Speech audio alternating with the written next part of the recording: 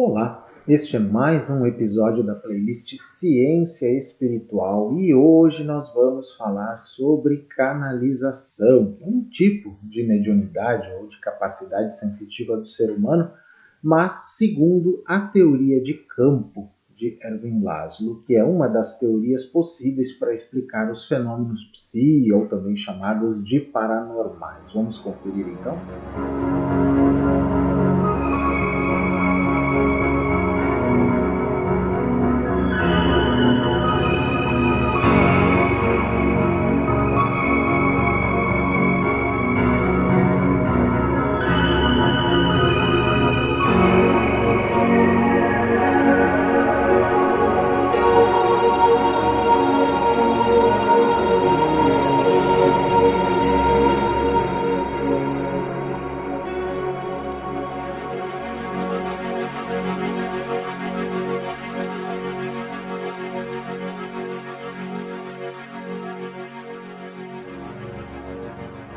Canalização segundo a teoria de campo.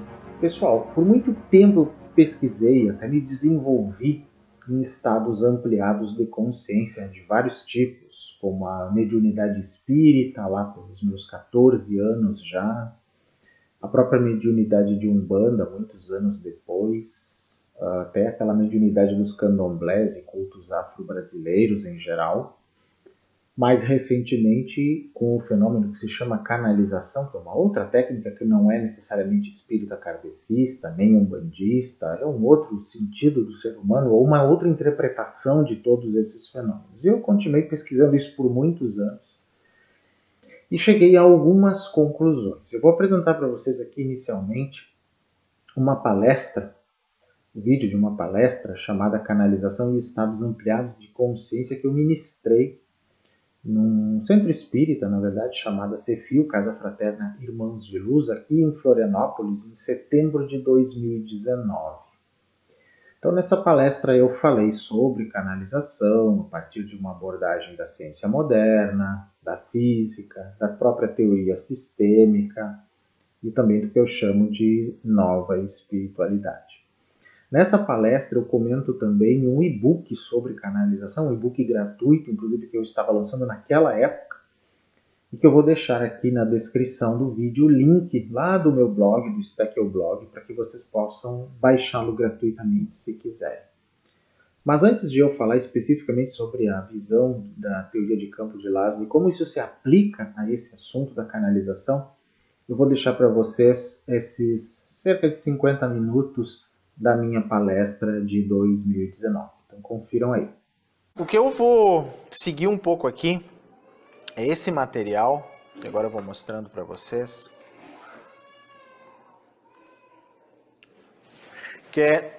isso é um e-book, um livro digital totalmente gratuito, que vocês podem me solicitar, depois eu vou colocar o e-mail aqui para vocês anotarem, que foi lançado há poucos dias. Ele tem 44 páginas e explica o que é canalização.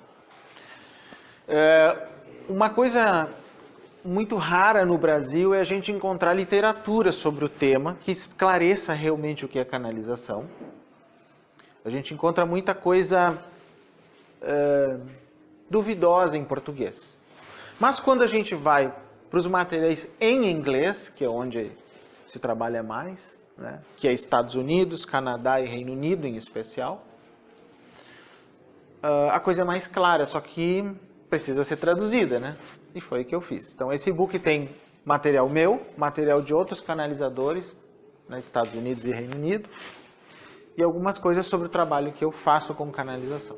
Nesse material que está aqui, eu falo bastante sobre a diferença entre o chamado espiritismo, que é o que vem através do Allan Kardec, e o espiritualismo, que seria para eles o espiritismo que não veio através de Allan Kardec, que é o espiritismo que se desenvolveu nos Estados Unidos, no Canadá, especialmente no Reino Unido. Também na África do Sul existe bastante. Há algumas diferenças, né, ao longo do desenvolvimento, ao longo do tempo, porque foram por organizações e pessoas diferentes, natural que isso aconteça. Por quê? Porque independente da existência dos fenômenos espirituais, existem sistematizações. Tá? Uma coisa é a realidade dos fenômenos e outra coisa é como nós os interpretamos. Tá? O espiritismo kardecista é uma sistematização. Houve um número X de espíritos que foram consultados, houve um número de mentes que analisou isso tudo e a partir daí fez as perguntas, inclusive. As perguntas foram uma decisão humana, inclusive, e que geraram aquela sistematização. As respostas daqueles espíritos, com certeza, estavam conectadas ao seu próprio tempo. Não se vê nenhum espírito falando em física quântica, né? Na quantificação de Kardec, se vê? Não. Por quê? A teoria quântica não existia. Por isso que o Buda também não falou nisso quando algumas pessoas fazem a mesma pergunta, né? Não. Então, um detalhe importante que ao longo de toda a história humana, todos os chamados seres espirituais, que acho que é uma definição bem ampla, se comunicam na linguagem do próprio tempo. Até o Alcorão fala isso, quando diz que Deus se comunica com os seres humanos na linguagem do seu próprio tempo. Quando nós modificamos, nos desenvolvemos, evoluímos, ou compreendemos algumas coisas, se passa a um outro nível de comunicação. Tá? Não se pode negar, por exemplo, a evolução entre as mensagens originais, que a gente encontra na codificação de Kardec, e o que veio depois por Chico Xavier, Valdo Vieira, e até hoje de Valdo Franco e outros não tão ortodoxos assim, né? E tem diferença, se a gente for observar. Quem leu sabe do que eu estou falando. Da mesma forma, nos Estados Unidos, mas não só lá, meio que paralelamente, como eu falo nesse material, se desenvolveu o que se chama de igrejas espiritualistas.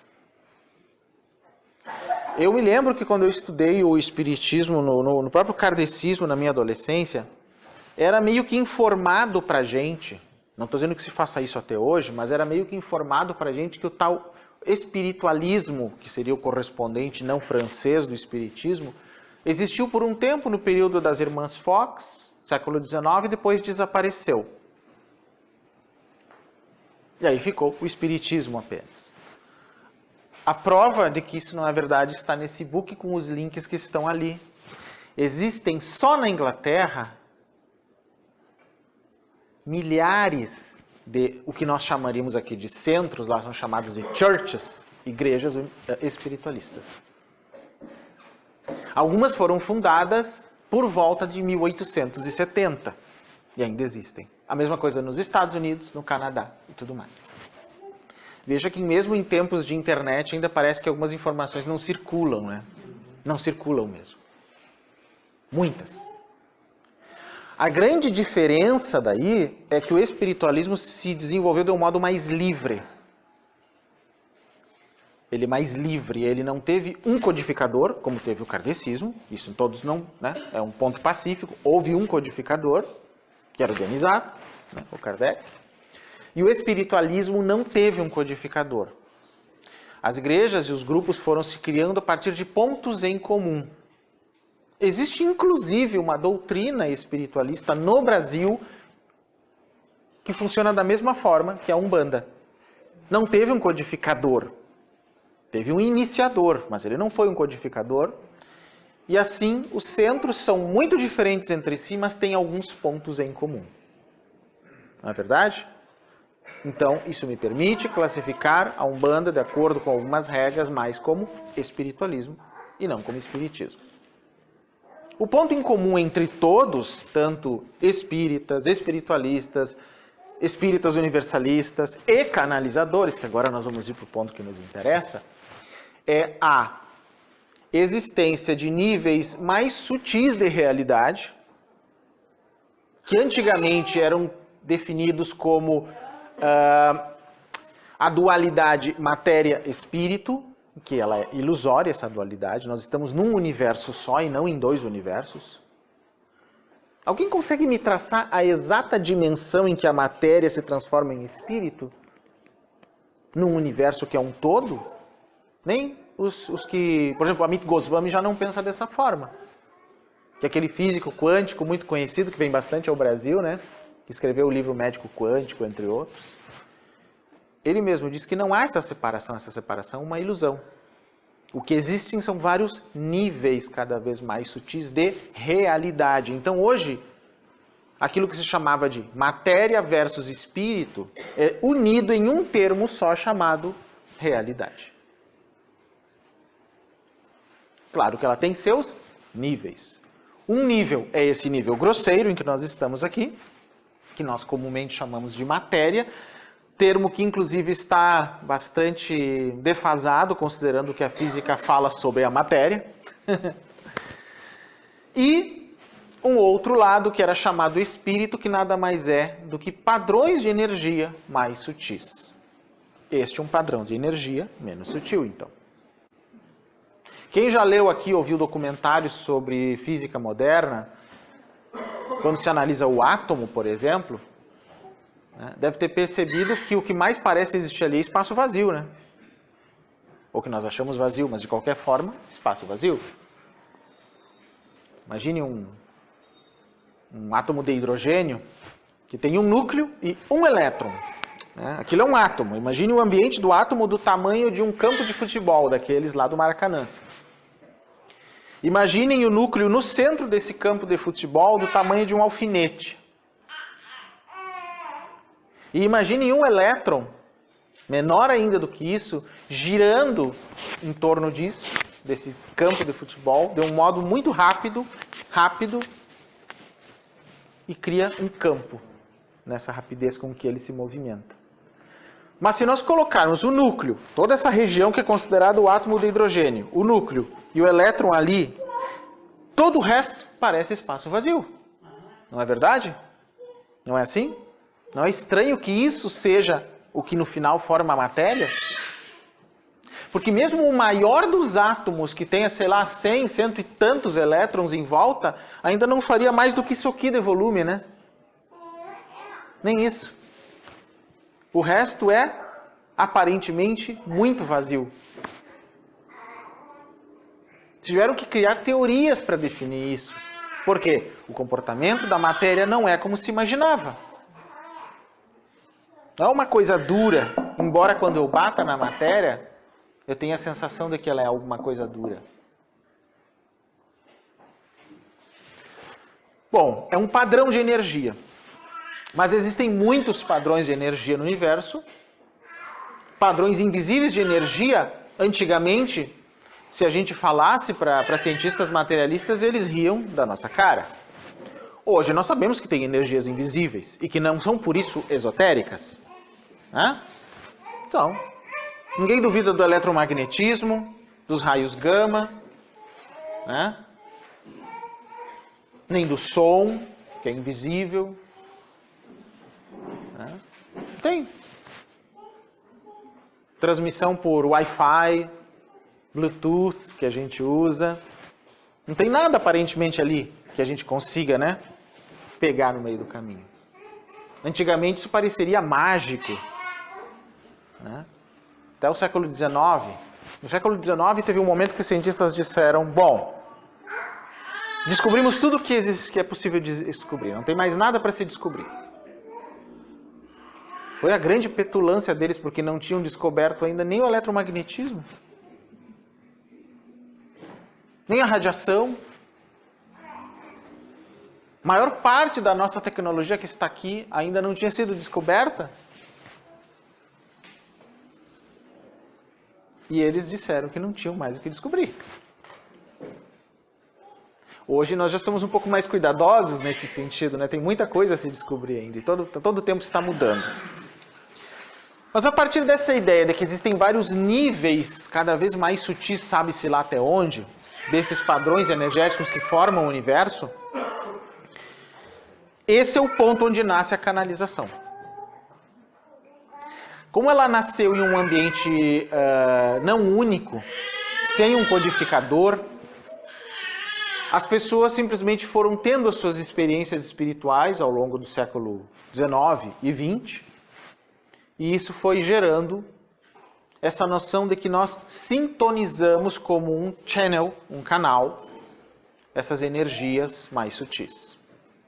E aí, em inglês, se dá o nome de channeling, né, com um L ou dois, dependendo se é Estados Unidos ou Inglaterra, o que se traduz por canalização. E channel, o canal.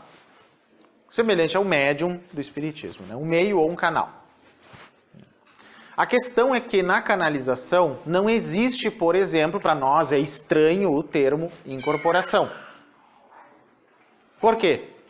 Porque na nossa visão, que já é uma visão quântica, não precisa entrar nada no corpo, porque não é necessário um outro corpo entrar em nós e tirar uma parte de nós. É simplesmente sintonia por consciência. Ah, por telepatia, como o próprio Djalma um dia falou, sim, por telepatia. É uma das principais formas do trabalho com canalização. Não existe nenhum padrão material envolvido ali.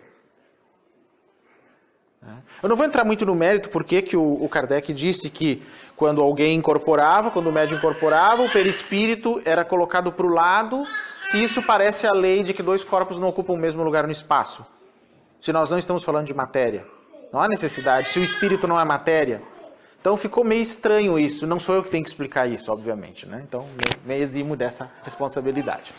Mas a teoria da canalização diz que apenas o nosso cérebro, ele é um aparelho que ajuda a expressar algo da mente, da consciência, que não está no cérebro.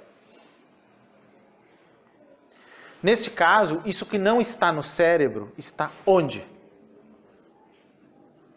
Segundo a física quântica, num não local. Como assim num não local?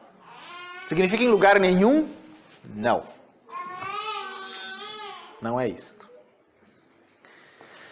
É que nós temos que considerar que o que nós chamamos de consciência é como se pudéssemos dizer que é de uma substância diferente de tudo que não é consciência. Ou, tentando usar uma outra explicação de um outro nível, dizer para vocês que consciência é o que move tudo isso.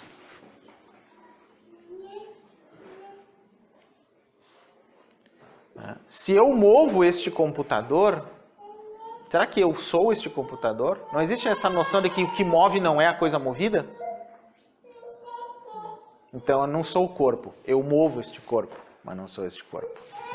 Da mesma forma. E corpos que podem ser movidos por consciência existem em vários níveis de sutileza. Aqueles muito sutis, então, ao longo da história, podem ser chamados de espíritos, sei lá, de deuses, de ancestrais, seja lá o que for que se vai usar ao longo do tempo, duendes também, sei lá, depende da região do mundo, né? Mas estes seres, dependendo do seu grau de desenvolvimento, podem realmente se comunicar conosco.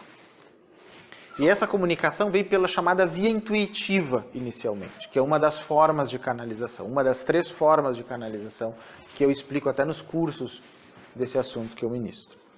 Essa primeira forma de canalizar, que é intuitiva, praticamente todos nós já passamos. Quando nós temos um sonho que nos avisa de alguma coisa, uma sensação mesmo acordados de alguma coisa por ocorrer, a sensação de que alguém nos diz algo, mas mesmo assim esse alguém não se identifica. Todo mundo já passou por isso, né? Todo mundo aqui, se bem que num lugar onde tem tanto médium dizer isso é... Mas digamos que não fosse, né? Já fiz essa mesma pergunta assim para muitas pessoas que não tinham nada a ver com isso. E pedi que levantasse a mão quem nunca teve uma sensação deste tipo, e ninguém levanta a mão, porque todos tiveram. Tanto que eu às vezes brinco, a única vez que alguém levantou a mão e disse que nunca aconteceu, essa pessoa tinha 8 anos de idade. E eu disse, bom, espera mais uns anos. Com certeza a única situação, né? Faz sentido aí. Bom, então nessa visão da canalização, existem muitos tipos de consciências além de nós, e nós podemos interagir uns com os outros. Algumas dessas consciências têm menos entendimento disso tudo do que nós mesmos, então elas têm o que nós chamaríamos assim mais popularmente de uma energia mais pesada, digamos, né? Outras estão no mesmo nível que nós, como por exemplo os nossos falecidos, né? Geralmente, muito difícil que eles estejam muito acima de nós, salvo exceções, né? E outras podem estar muito além de nós, que são aqueles que podem realmente nos orientar. Geralmente chamamos eles de mentores, portanto. Mentores, orientadores, guias e assim por diante. Tem nomenclaturas variadas aí. Porque eles têm uma outra percepção da realidade que nós não temos. Por exemplo, no Espiritismo, qual é o tipo de entidades que o pessoal sintoniza ou recebe, né? Que é um termo que se usa ali também? Exclusivamente, segundo a nomenclatura espírita, espíritos desencarnados. Ou de luz, ou em sofrimento, ou em desenvolvimento, não é assim? Alguém recebe mestres ascensionados no kardecismo? Não vi. No kardecismo clássico, não. Não, no clássico, não. Nunca vi um médium no kardecismo receber Arcanjo Miguel, por exemplo. Viram? No clássico, não. Não, no clássico, não. No espiritismo clássico, alguém viu alguém recebendo o caboclo tupinambá? Bom, a única vez que isso aconteceu foi quando nasceu a Umbanda, né? Esse tipo de coisa. No caso, foi o das 7 encruzilhadas, né? Que não deixaram ele se manifestar, então ele criou o lugar para eles. Né? Muito simples. O que eu quero dizer é que o ambiente da canalização aceita tudo isto que eu falei, inclusive os de Umbanda, e muito mais. Então, na canalização, a gente dá muito mais importância à qualidade da informação do que quem assina. Ou seja, em canalização nós não usamos aquele dispositivo. Você sabe com quem está falando? Não. Eu quero saber o que quem está falando, o que está falando. É o conteúdo que importa. A gente não pode imaginar que alguém está recebendo o próprio Jesus Cristo para dar uma receita de bolo, né, gente? Mas a gente vê bastante isso por aí. Vê muito. A receita de bolo pode ser dada por um espírito Zé da Silva numa boa. Não tem problema. O próprio Gasparetto dizia isso, né? Tanto que ele fez questão de trabalhar com Calunga por isso, né? Todo mundo esperava Bezerra de Menezes e não estava nem aí para isso. O importante é isso, as pessoas dão muita importância a quem assina. Não importa quem assina. O que importa é o conteúdo e aonde ele leva. Bom, então nós podemos sintonizar pela canalização. Sim, mentores de luz semelhantes aos do Espiritismo, mestres e discípulos da Fraternidade Branca, seres do nível angélico, uma classe de seres que, aliás, é a principal classe de seres da canalização, até para definir bem para vocês esse âmbito, que são chamados seres de reino sem forma, ou seres sem forma. Como é que são estes seres? São seres, vejam se é possível para vocês entenderem o que eu quero dizer, que não tem corpo, nem sequer energético, nunca encarnaram, no nosso sentido de encarnar, mas não são mortos e são consciências. São seres vivos. Não consigo conceber isso porque nós não achamos isso por aí. Sim, não é no nosso nível. É a principal classe de orientadores dentro da canalização. Dá 2 exemplos. O primeiro, que se definiu inclusive deste modo, se chama Seth. Ele foi canalizado por uma americana chamada Jane Roberts. Ela começou na década de 60, foi até 80 e poucos canalizando ele. Ela começou a receber esses influxos, né? Não sabia de onde vinha, ela não tinha nenhum conhecimento específico sobre isso. Né? O marido taquigrafava o que ele mandava através dela inicialmente e depois transcrevia. Depois começou a ser gravado em fitas cassete, depois de um certo tempo. Mas no início foi taquigrafado. Hoje fica bem mais fácil gravar, né? Antigamente não se tinha tantos meios assim, né? E aí ela escreveu vários livros canalizados. Né? Vários livros. Essa foi a primeira. Um outro que também se define desta mesma natureza se chama Cryon. Não sei se vocês já ouviram falar. Que é o mentor de um norte-americano também chamado Lee Carroll. Lee Carroll é um dos autores do livro sobre os índigo, famoso, que deu origem a toda essa teoria dos índigo por aí, junto com a Jane Tober. Né? O que há em comum com o Seth e Cryon? Que eles dizem que são seres que não têm forma, não têm corpo, nunca nasceram, mas têm uma consciência. E que a consciência é que determina o que eles são. Mas que tipo de consciência é essa? Bom, dentro de tudo que eu estudei sobre consciência, o que eles estão querendo dizer é que independente de terem corpo ou não, terem encarnado ou não, eles têm o que se chama de consciência de autorreferência. Não é qualquer consciência. O que é uma consciência de autorreferência? É aquela que diz que você é você e não ele.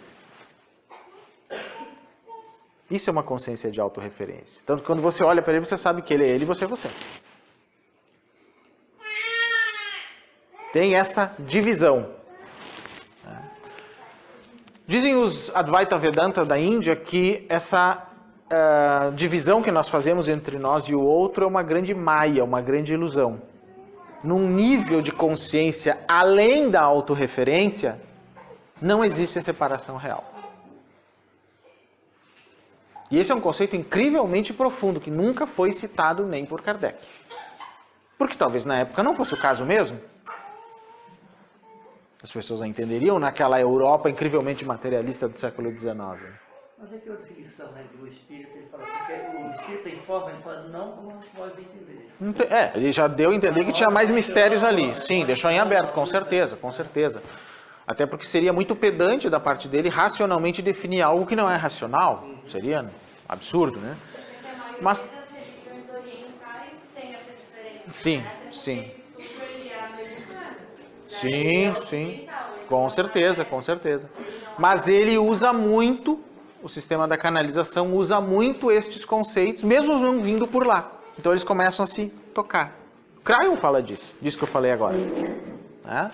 Então isso, o fato de eu ter estudado muito a filosofia oriental, tanto do yoga quanto do budismo, o próprio Advaita Vedanta que eu falei, um pouco de taoísmo, me permitiu entender essas conexões que eles diziam.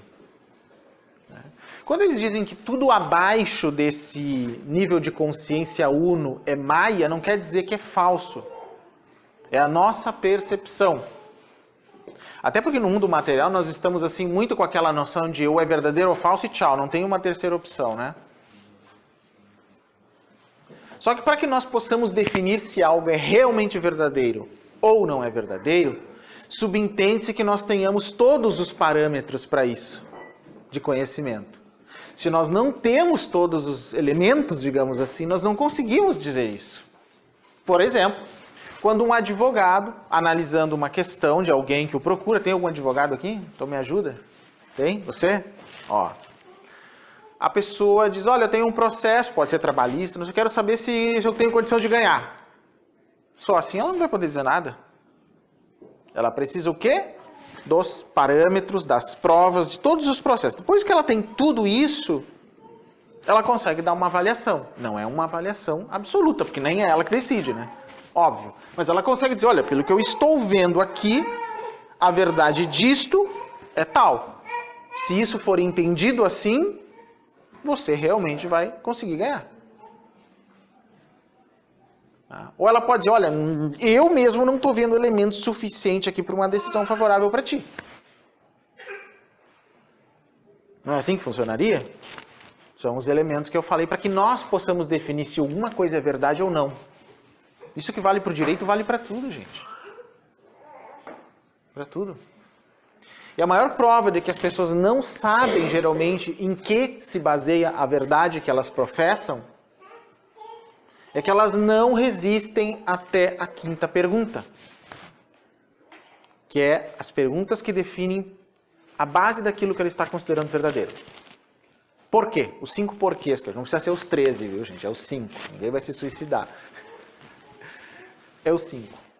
Se vocês começarem a perguntar para alguém que queira converter vocês a alguma coisa, e vocês começarem a só perguntar, não precisam afirmar nada, nem negar nada, deixando que ela defina aquilo que ela está querendo converter vocês vão chegar na quinta pergunta, pelo menos, a não ser que seja alguém realmente sabendo do que fala, que aquela pessoa não sabe o que é aquilo que ela está querendo definir para vocês e querendo que vocês se convertam. Vai ficar claro, né, que ela não vai fazer a sexta pergunta, porque é a chance de vocês, de que você está tentando me converter a algo que nem você sabe o que é. O problema das definições é incrível, gente. É muito incrível. Então a melhor forma é esse processo aberto da canalização. Ela não tem uma doutrina definitiva, não tem um codificador, não tem uma verdade última também nesse sentido, mas apenas convida a que você sinta o que vem da sua consciência e que vai além desse nível mais grosseiro. E aí, de acordo com cada um, com o seu desenvolvimento, as coisas se demonstram, obviamente. Né? A gente usa termos bem diferentes do que já se está acostumado a usar, né? Pelo menos no Espiritismo, mas é basicamente isso que acontece. Nessa primeira parte aqui, então vocês vão ficar sabendo dessa história, que eu fiz um paralelo entre o espiritualismo e o espiritismo. Vai ficar bem claro ali para vocês. Também coloco os vários tipos de canalizações que existiram. Claro que muitas têm os seus ambientes religiosos, e que não são kardecistas. Aqui mesmo já aparecem algumas. O Livro dos Mandamentos do Joseph Smith, vocês sabem o que é isso? O Livro dos Mormons foi supostamente canalizado. Um outro exemplo, isso foi entre 1828 e 1844. Bíblia WASP, por escrita automática de John Ballow Newbrough. A tradição cósmica de Max Thion e Alma Thion. O Livro da Lei de Aleister Crowley. Em Direção à Luz, de Johann Eckerson, publicado por Michael Eggerskopf. O famoso Ashtar, da década de 50 até a década de 70. Deus, por Eileen Cady. O Set, por Jane Roberts, que foi entre 1963 e 1984. O Curso em Milagres, famoso, de entre 65 e 72, que é um livro bem grande, né? Para quem já conhece. Os Ensinamentos de Miguel, por Chelsea King Yarbrough, que tem um artigo que está traduzido neste book, esse canalizador. Ramta, por J. Zeke Knight. Ra, por Carla Rueckert. Abraham, por Esther Hicks. Cryon Lee Carroll. Deus, por Neil Donald Walsh. Arten e Pursah, por Gary Reynolds. Tobias, por Geoffrey Hope, entre tantos outros. Só para a gente dar uma ideia de alguns, né, canalizadores que a gente tem por aí, e algumas canalizações mais recentes. Os livros da Blavatsky não são... Boa pergunta essa questão. Isso aconteceu no final do século XIX, né, 1888 foi quando ela lançou a Doutrina Secreta, morreu em 1890. Ela não usava, o termo canalização ainda não existia na época dela, mas ela também não quis usar o termo mediunidade.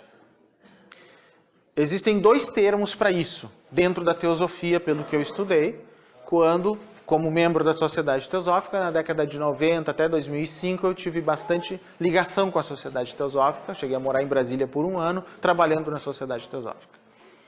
Um termo, ela dizia que tudo lhe vinha por inspiração dos mestres da Fraternidade Branca.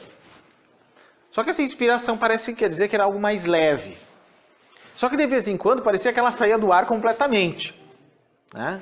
E o único termo que ela usa para isso, ela chama que era o método de Tulku. Só que Tulku é um termo tibetano que traduz o sânscrito Nirmanakaya, que é um termo que corresponde a um dos 3 corpos dos Budas, que é o seu corpo de apresentação física, o mais material. Então, eu não sei se o termo está adequado nesse sentido e o que ela queria dizer com isto. Mas em nenhum momento ela fala em incorporação, mesmo que o termo não fosse tão comum, mas ela não dá a entender nada disso. Agora, por inferência, eu concordo contigo que seja canalização. Sim, concordo que sim. Na nossa visão da canalização, a gente usa a noção de campo, que é uma noção que foi criada, claro, dentro da física, obviamente, mas que depois começou a ser usada em outros níveis. Por exemplo, nós temos o conceito de campo definido por Rupert Sheldrake, que é um biólogo, atualmente se define como parapsicólogo, né?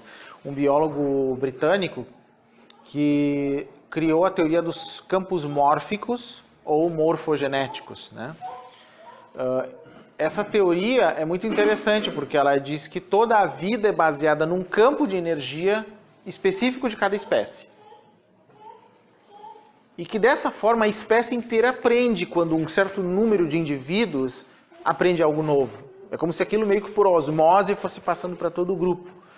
Mas ele também explicaria um fenômeno como esse, né? De invenções, descobertas meio que paralelas, assim, que tem vários exemplos na história da ciência. Né? Quando eles começam, os físicos quânticos, já até a metade do século XX, começam a explicar o que eles entendiam pelo átomo, aquelas descrições eram incrivelmente parecidas com o misticismo. Um deles, o Erwin Schrödinger, né, por exemplo, aquele famoso gato do Schrödinger, né, chegou a pesquisar um pouco mais a origem da vida, e ele foi um dos mais místicos desses físicos quânticos, que falou sobre a consciência e um aspecto uno da consciência. São livros que praticamente nunca foram traduzidos para o português, tem muito material que aos poucos vai aparecendo. Mas para eles, a forma como eles entenderam aquela matéria cheia de espaços vazios e baseados em energia, eletromagnetismo e outras coisas que eles não entendiam, como algo muito diferente do que eles entendiam por matéria. Ou seja, isso colapsou o próprio conceito de materialismo deles. Imagina um físico desses chegar a pensar, sim, eu me considero um materialista, mas agora eu sinceramente não sei o que é a matéria para me considerar materialista. Agora eu fiquei meio sem pai nem mãe nessa história, sabe como é complicado isso? Deve ter acontecido algo parecido com ele. Bom, o que coisas como canalização começam a nos mostrar é isso. Porque é o tipo de conceito que a gente usa no final da história. Não quer dizer que os outros conceitos têm que ser cancelados ou estão errados. É como eu falei, são vários níveis diferentes nesse sentido. Eu vou falar aqui, eu falei da consciência de campo, que está aqui, que vocês vão ler depois na apostila, né? Na verdade, essa consciência que eu falei de campo, ela funciona em dois níveis, como diz ali. Ó. Um campo pessoal ou individual de consciência, restrito ao corpo físico, mente, emoções e psique do próprio indivíduo. É o campo que cada um de nós possui. E um outro, que é esse campo mórfico, um campo coletivo de consciência, envolvendo a ação de vários campos pessoais em modo integrado, conectado e pareado, de modo que uns influenciam os demais. Você sabe o que quer dizer o termo parear, nesse caso? Esse é o exemplo. Colocar em conexão tal do que o que acontece aqui se consegue reproduzir ali. Tem uma conexão direta. De forma, então, que se eu tenho aqui uma descoberta científica que seja, ela pode ser pareada com um certo número de indivíduos naquela malha de consciência, naquele campo, que estejam um pouquinho mais receptivos a isso, naquela sintonia. Eu fiz uns testes já, com grupos até em meditação, não era nem canalização a ideia foi ser assim mesmo, em que a gente fazia com que algumas pessoas, tentassem avaliar certas características de uma única pessoa que elas nunca tinham visto. Eu dou só um primeiro elemento para eles entenderem se é sobre algum problema específico, né? E aí eu coloco todos aqueles canalizadores em volta. Algumas pessoas nem precisam ser canalizadores já treinados, podem ser pessoas comuns, se quiser. Valeria da mesma forma o teste.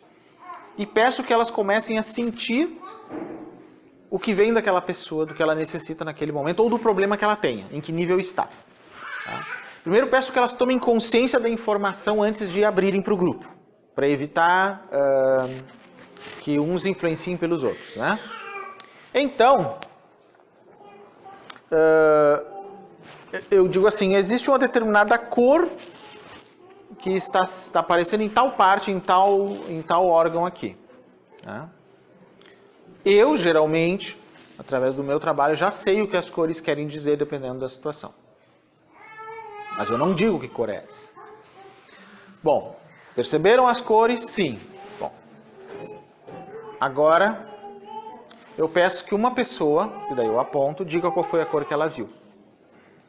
Aí ela diz lá tal e dá uma interpretação que ela acha que é. Eu digo, quantos desses 40 aqui viram essa mesma cor e tiveram a mesma sensação? Geralmente é mais do que o acaso. Mais do que o acaso, mais do que o percentual de acaso. E assim vão com todas as outras informações que vão aparecendo. Ou seja, de modo que dentro daquele círculo, é um processo complexo de ser feito, não adianta uma pessoa começar a saltar coelho da cartola que está vendo coisas ali, que se não tem baliza nos outros, não funciona. Não entra na roda. Tá? Não entra na roda. Só o que tem uma grande maioria em ação. Aquilo nos dá o protocolo do que vai ser tratado depois na maca. Outra, a pessoa que está no centro pode ser totalmente sincera em dizer se aquilo que estão dizendo tem a ver com o que ela também está sentindo e se tem a ver com a realidade do diagnóstico dela, daquilo que ela está sentindo. Às vezes, ela inclusive se impressiona com isso. Mesmo sem ela ter dado esses detalhes para ninguém, nem mesmo para mim, que eu mesmo peço só o mínimo necessário. Isso só é possível por esse processo de campo que a gente está falando aqui. Tá? Agora vocês imaginam, nós estamos falando de um campo humano de pessoas aqui, digamos, encarnadas. Agora imagine que existe um campo ainda mais sutil que envolve aqueles seres que nós falamos antes. Nós fazemos parte desse outro campo também. E ali também pode haver pareamento. É quase então como a gente definisse que um contato mediúnico por canalização, sei lá o que for, é um pareamento.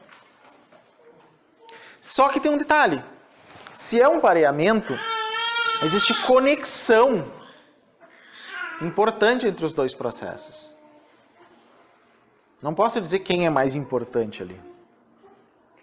Sem os dois não funciona, né? No caso do Bluetooth é um bom exemplo. Não funciona. E como eu disse, tem 3 formas da gente canalizar. A primeira, que já está ali, eu falei um pouco, é a chamada canalização direta ou intuitiva, que praticamente todos nós temos, né? É um processo comum em artistas, cientistas, inventores, escritores, poetas, meditadores, yogis, pessoas que se valem da criatividade, concentração e inspiração em seus trabalhos. Alguém já deve ter tido alguma experiência assim aqui, né? Às vezes as pessoas, nestas circunstâncias, me mostram coisas que dizem, ficou legal, mas é como se não tivesse sido eu que fiz isso. É muito comum isso, vocês mesmos talvez escutem, né, como médiums, esses relatos das pessoas. Não é que não foram elas 100%, mas houve um pareamento naquele momento, e então elas têm que dividir com a autoria, provavelmente. Digamos assim, né? Então isso seria a canalização direta, e envolve esse campo informacional, que é o do Rupert Sheldrake, mas que também foi chamado de campo acástico pelo Ervin Laszlo. Não sei se alguém já ouviu falar do Ervin Laszlo, que é um cientista. Recomendo todos os livros dele sobre isso. Tem uns que eu estou estudando ainda, mas é muito interessante. O campo acástico é um campo informacional, mas é um campo de consciência. As coisas estão evoluindo no mundo, esses conceitos. É muito interessante isso. Então, o local onde essa informação que nós estamos falando, além do cérebro ou além do físico, está, também pode ser de 2 tipos. Esse campo informacional, onde os dados se inserem, né, e podem ser captados por uma mente, ou é a mente de um mentor, um ser extrafísico, que tem o conhecimento das informações requeridas ou que consiga, por capacidade própria, extraí-las do campo informacional universal. Então, existem esses 2 elementos sempre. Existe o indivíduo, existe uma malha e um campo universal. Existem outros indivíduos que podem ter mais desenvolvimento, que são esses mentores, e aí se faz todo esse intercâmbio. Na hora que o processo acontece, gente, uma comunicação, por exemplo, de canalização, seja por escrito, seja falada, ou seja o que for, na hora a gente provavelmente não vai conseguir definir todas as origens daquelas informações. Mas como eu falei, isto é o que menos importa. O que mais importa é o resultado. É isso que tem que importar para alguém que está buscando um auxílio para uma questão ali. E se não for só isso, por canalização também se faz passe, se faz um trabalho todo energético, também não importa. Pode ser um conjunto inteiro, a gente pode estar puxando uma malha inteira para fazer isso. O que importa é o resultado. Esse é o tipo que a gente chama então de intuicional. E existe um outro tipo, que é o segundo, que é a chamada canalização consciente. Bom, ali o canalizador sabe conscientemente que está sintonizando o mentor, entende sua mensagem, sabe quem é ele, o que pretende, qual a sua missão com ele. A gente não privilegia estados não conscientes dentro do processo de canalização. Por quê? Quando acontece do canalizador ou médium, sei lá, ser realmente inconsciente, é como se ele ficasse de fora da festa. sabe? Ele não aprende aquilo que está sendo ensinado pelos mentores. Como eu digo, também não tenho que explicar o porquê no Espiritismo tem a inconsciência ou na Umbanda, não importa, não sou eu que tenho que explicar isso. Dizendo, na canalização, nós entendemos que tem que haver uma participação do canal, porque há um objetivo aí. Digamos que a gente tenha um mentor, que sempre é mais desenvolvido que nós, obviamente, senão não pode ser um mentor, né? Esse mentor tem como um objetivo em relação a nós que nós possamos também evoluir em nosso conhecimento e sabedoria. Só que à medida que nós formos evoluindo nesse sentido, nós nos aproximamos do desenvolvimento dele. E aos poucos, o objetivo dele é nos possibilitar que nós também cheguemos ao mesmo campo informacional que ele nos faculta, pelas nossas próprias pernas. O que eu quero dizer é que, às vezes, em alguns canalizadores, e isso é uma coisa que demora alguns anos para se desenvolver, o canalizador, ao longo do tempo, ele passa a conectar o que vocês chamariam, provavelmente aqui, de seu eu superior. Quando ele conecta ao seu eu superior, que é um aspecto de sua consciência que não é material, assim, não é grosseiro, não é da personalidade, digamos assim, é como se o eu superior deste canalizador funcionasse como uma entidade, mas ainda é parte da consciência dele no nível mais avançado. Então, em canalização, nós trabalhamos muito com canalização de eu superior. Ah, mas muitas vezes ele dá um nome no final. Sim, é o nome energético que esse eu superior tem, não quer dizer que é uma outra entidade. Ah, mas nos teus cursos nunca tu nos disse quem é que canalizava o eu superior ou não. Nem posso. Não sou eu posso não saber, e mesmo que soubesse, não poderia dizer. Isso também não é relevante no final da história. Não é relevante. Entenderam qual é a questão? Por exemplo, isso não acontece no kardecismo. Mas baseado em teosofia, sim, Albert. Baseado em teosofia, segundo Blavatsky, era no nível desse eu superior que ela chegava através do sistema de Tulku. Tanto que uma das principais críticas da teosofia ao mediunismo era a inconsciência. Não teve praticamente nenhuma outra crítica realmente pesada. Se vocês forem ler as cartas dos mestres que estão ali, ó, as cartas dos Mahatmas, tem os 2 volumes ali. É uma leitura difícil, gente, tá? Mas quem realmente for ler, a principal crítica que ela faz ao mediunismo é a inconsciência, que segundo ela fazia com que o médium se tornasse uma espécie de ser passivo diante de uma entidade. Um fantoche, é.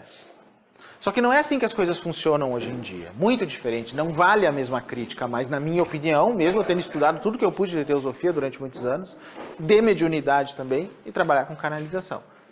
Mas o preferível é a gente ter o trabalho consciente. Então já canalizei de várias formas diferentes. Tem algumas canalizações que vêm direto pelo campo. Vou dar um exemplo até de uma música. Não importa qual, é importante como veio. Tinha um CD, que foi um outro, chamado Canções para Todos os Amores, eu acho. Faltava uma música para encerrar o álbum. E não vinha, né? Não tinha nada canalizado ainda ali para isso. Só tinha o tema que tinha que ser usado. Aí um dia eu acordei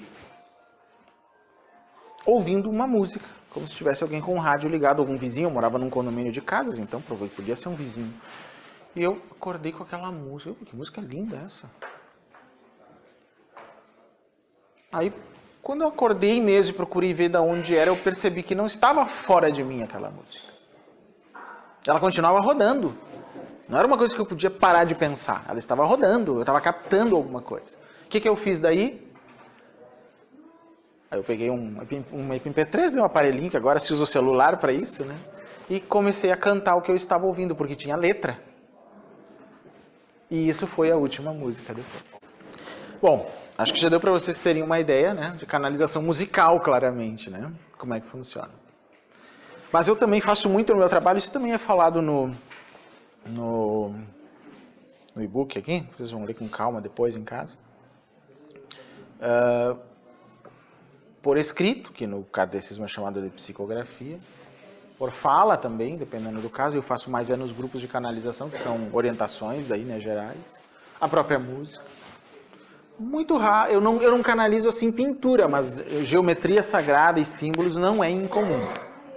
Tem um evento que eu realizo de tempos em tempos chamado Encontro de Canalização, que é um encontro de canalização de mensagens múltiplas, em que muitos símbolos são canalizados. Esses dias em Itaquara, no Rio Grande do Sul, foram canalizadas 132 mensagens em 4 horas. Isso dá 2 minutos por mensagem, uma sem parar, sem eu me levantar do lugar, sem nenhum intervalo. É bem complicadinho de fazer isso, gente. 132 pessoas que eu nunca vi, não sei quem eram, mas que receberam as suas mensagens. Não é uma coisa fácil, gente. Dá para vocês imaginarem, né? Se vocês pegarem as 132 folhas, uma caneta, e tentarem num cronograma, num relógio ali, a cada 2 minutos preencherem uma folha, sequer com lá pela 30ª vocês já cansaram. Não é verdade?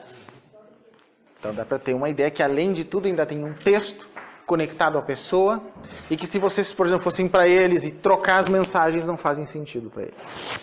Então, mas é um processo que eu já faço há uns 20 anos, e como eu digo para os meus alunos de canalização, a única forma de vocês fazerem isso é vocês tirarem da cabeça qualquer receio. Muito bem. Então essa foi a palestra na época, e a gente pode entender a mediunidade de várias formas, né? Mas eu vou falar mais especificamente sobre a canalização, e ela acaba se aplicando à questão da mediunidade também.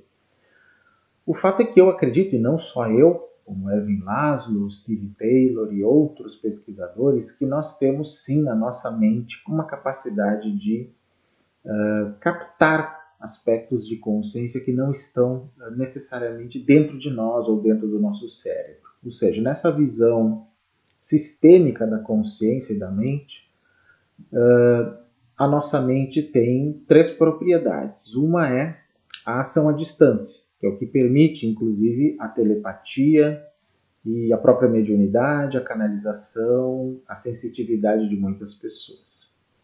Outra é a sua pré-existência, a ideia de que a nossa mente não está animando um corpo pela primeira vez. E a outra, a sobrevivência da mente, indicando que após a morte algo subsiste. Não necessariamente a personalidade ou uma alma imortal, no sentido indiano do termo, né, de Atma, mas alguma coisa subsiste. Isso ainda é motivo de debates, obviamente. Mas quando eu analiso essa questão, pela teoria de Erwin Laszlo, inclusive eu já fiz um vídeo aqui chamado Campos de Consciência, né, em que eu analisei bem a teoria de Erwin Laszlo. Eu vou deixar aqui como tela final deste episódio para que vocês consigam entender do que eu estou falando em mais detalhes. A teoria de Laszlo diz que existem 2 campos, digamos, não só de consciência como de realidade. O que ele chama de campo A e o campo M. O campo A, também chamado campo Akasha ou campo akáshico, seria uma espécie de campo de uma consciência universal, que seria o fundamento de todo o universo, ou seja, toda a realidade vem dali. Inclusive o que eu falei no vídeo anterior, que nós não sabemos o que é realidade, nem energia, nem vida, nem consciência, mas tudo isso teria como origem este campo A, o campo akáshico, um campo indiferenciado, não dual, completamente não dualizado, do qual nasce então um campo chamado campo M, um campo manifestado, que é inclusive um campo dual, né? Que é a origem do chamado samsara dentro do budismo, por exemplo, que é um campo em que nós percebemos do universo apenas a partir da nossa perspectiva mental, mas o universo é mais do que isso. Digamos que a perspectiva mental no campo A é a perspectiva do todo. Mas nós não podemos ter a perspectiva do todo se estamos num corpo que é apenas uma unidade de um todo. Então existe uma limitação de natureza aí, né?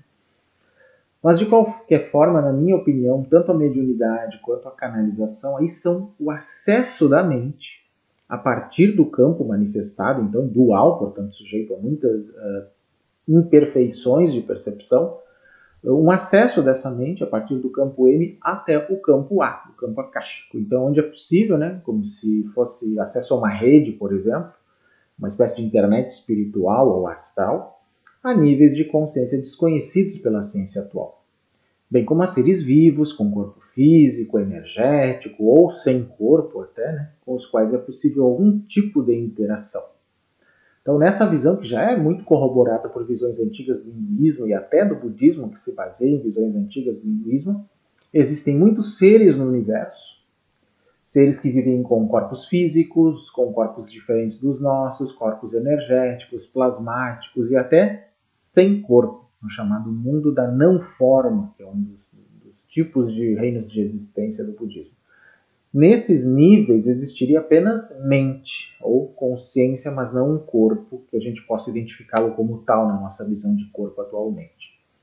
O fato é que a mediunidade, a canalização, mas até fenômenos como a intuição e a inspiração também representariam acessos parciais a este campo A e, eventualmente, a consciências em níveis invisíveis ou outros planos do multiverso até. Então eu tenho sempre pesquisado baseado nessas ideias de que todos nós temos, como seres humanos, essa capacidade natural. Claro que, como qualquer sentido, isso precisa ser treinado para que se torne cada vez mais aperfeiçoado. Como é um processo que envolve a mente, a consciência, se torna bastante subjetivo, não é uma coisa fácil de controlar, né? Não é possível experiência de laboratório da mesma natureza do que, por exemplo, uma pesquisa biológica ou física, mas é possível sim se chegar a algum consenso sobre como experimentos desta natureza podem ser feitos.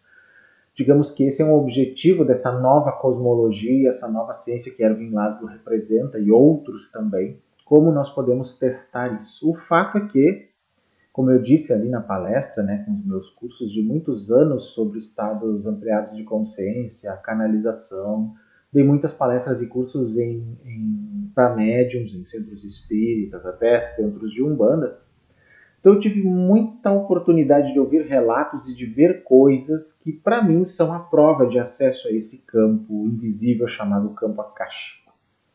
E contatos com consciências. Claro que quando essas consciências entram em ação na nossa mente, né, que é dual, do campo M, muitas, digamos, distorções ocorrem. E por isso que nenhuma comunicação mediúnica é perfeita, nenhuma psicografia é perfeita, nada nesse sentido é perfeito, mas não quer dizer que não tenha utilidade. Sim, eu estou falando nos casos em que as pessoas estão sendo honestas com aquilo que estão sentindo. Não estou falando das fraudes que, infelizmente, são muito comuns nesse meio, como em tudo nesse mundo, né, gente? Em tudo. Não é apenas no campo espiritual que nós vemos falcatruas e fraudes, mas ali, infelizmente, é muito comum mesmo. Então, colocando isso, considerando o que vocês viram na palestra, vocês já podem ter uma ideia de como eu considero esses fenômenos da mediunidade e da canalização. Ainda nessa palestra, né, que eu apresentei para vocês, em um dado momento, que eu vou usar aqui para encerrar o nosso vídeo, eu cantei ali para o público uma das músicas que eu fiz há muito tempo atrás, foi em 2009, então já são 12 anos atrás, chamada Amor Alma, que é uma música em que inclusive foi originalmente uma psicografia minha. Então, tanto a letra veio, né, de uma vez só, numa psicografia, quanto a melodia desta música também veio de uma vez só e foi tocada de uma vez só no meu teclado. Então eu deixo essa mensagem, digamos assim, que ela traz, que o pessoal conhece e gosta muito, como encerramento do nosso vídeo para vocês. Confiram aí. O amor emana da alma, vai tão longe que vazios são preenchidos. Sei quem sou, habito a morada destinada impermanente a esta vida. Vou amar do fundo da alma, pois a mente pura flui como água viva, não corrói, sempre compartilha, pouco ou muito para conservar a vida.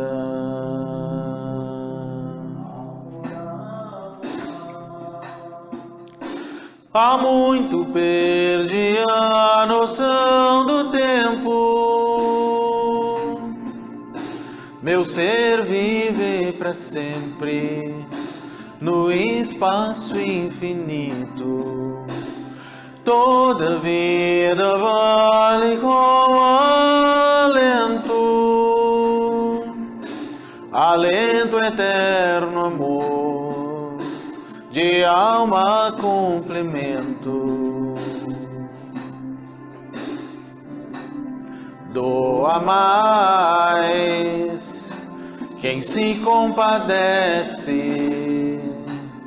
das angústias de uma alma companheira.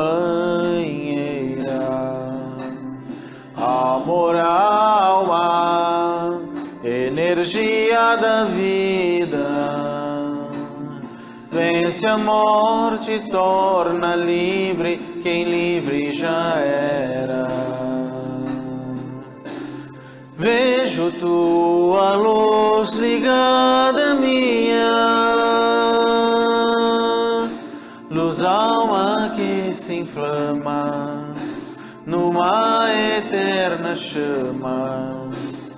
Toda vida vale como alento, alento eterno amor, de alma complemento. Doa mais quem se compadece das angústias de uma alma companheira. Amor, alma, energia da vida, vence a morte, torna livre quem livre já era. Vejo tua luz ligada minha, luz alma que se inflama numa eterna chama. Tudo que me faz feliz agora, divido com teu ser, que sempre de mim foi.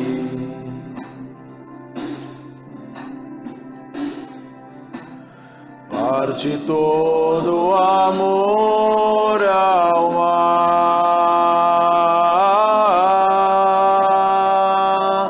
amor, alma,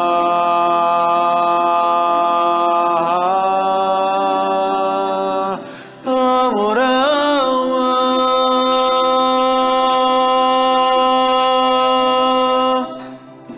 amor, alma.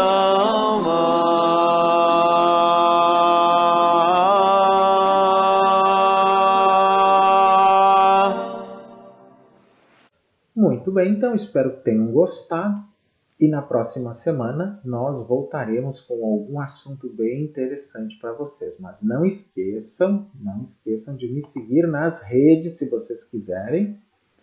Aí estão as minhas redes, Instagram, o próprio YouTube aqui, Twitter, tem uma página de fãs no Facebook também e o meu e-mail para quem quiser tirar dúvidas, né, gente? Quem quiser contribuir com o canal, pode contribuir se tornando membro, simplesmente clicando ali em se tornar membro. Existem as faixas de membro e a explicação delas. O membro é aquele que contribui mensalmente com um determinado valor, conforme as 3 faixas ali, para que o canal possa continuar crescendo. Outra forma de contribuir com o canal é através, dentro das lives que nós fazemos toda semana, o Super Sticker e o Super Chat, mas isso funciona para as lives. Outra forma de contribuir com o canal financeiramente é fazendo um Pix em favor do canal em qualquer valor e quando vocês quiserem.